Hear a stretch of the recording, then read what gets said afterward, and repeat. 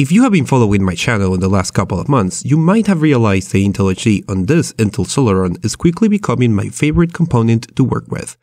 Sure, it's cheap, overclockable and small, but can it run Crysis? The question that has been burning in all the meme-obsessed comment sections shall be answered, because there are a fair amount of interesting tweaks you can do to get some acceptable performance in a low-end computer. Welcome to the LowSpecGamer, the show where we explore ways of tweaking games to get the best performance possible out of our budget computers, and on this episode some tweaks about Crysis 3. I get a lot of questions about what kind of software is good to record games on low-end computers, which is why I'm pleased to say that this video is sponsored by Mirili's Action Game Recorder. They asked me to try out the performance of the recording software on this computer, and I was pleasantly surprised at how well it did. I also like the wide array of easy-to-select options for the recording and the fact that it works very well with external capture cards, to the point that I preferred it over the Elgato software I have been using so far, particularly because how easy it is to select the resolution and frame rate to record. So check them out if you're interested, and if you want a free license to the full version, I have a small LowSpecGamer giveaway for you. Just leave a comment, tweet, Facebook comment or Reddit comment telling me why do you want recording software, what do you plan to record, and I will pick some winners from the answers. Back to the video. Right, Crysis 3 is the crown jewel of the CryEngine 3 and a game that is still often used as a benchmark for powerful computers. It has a wide range of available options, which we're going to leave at their lowest, of course.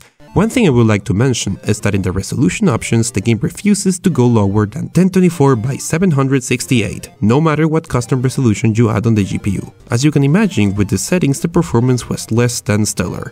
The first thing that I'm going to recommend for this game is the C-Bar Configurator, a tool created by a developer of the game that allows for easy changing of game variables, which can be downloaded from the link in the description.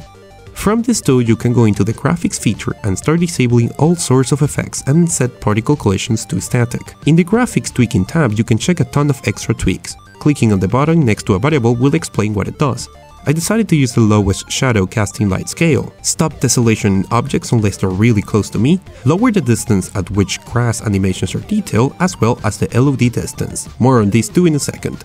Then, lower the distance at which vegetation renders, disable chromatic aberration, bloom and ambient occlusion, reduce shadow resolution, grass render distance and detail distance.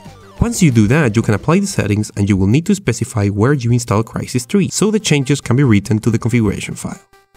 Now this program helps a lot, but I have noticed there's a couple of extra things you can add or lower even further in the configuration file in the installed directory called autoexec.cfg. All these commands can be tested in the game's console, which is opened using the tilde button usually in the upper left corner of your keyboard.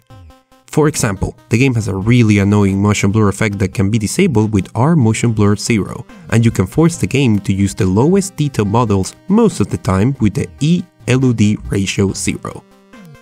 When you do this, the game models will switch between their lowest versions and their normal versions very close to you. And then there's grass. So much grass. Crysis 3 is known for its animated grass, which tends to be everywhere. The variable eMergedMeshInstance dist controls at which distance the grass uses a choppier animation to preserve resources. A value of 0.1 will cause grass after a certain distance to have a slow and unnatural animation, and a value of 0 will force all grass to use this slow, weird movement. Finally, resolution.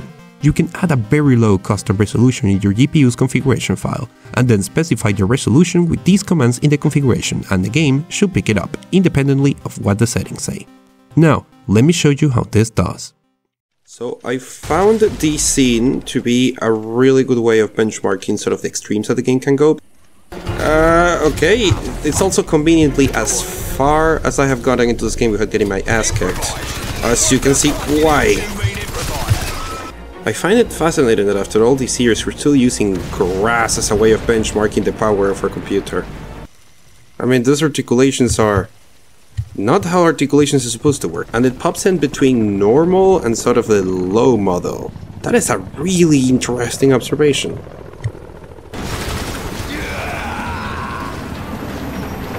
Well, I mean, the section is so linear it could be used as a benchmark on its own. More benchmark than a game, I guess. So, I guess that begs an answer to a question. Can it run Crysis? I guess so? That is all for this video. Thank you to everyone at Patreon and our sponsor for helping me fund these videos in these really trying times at YouTube. See you on the next one.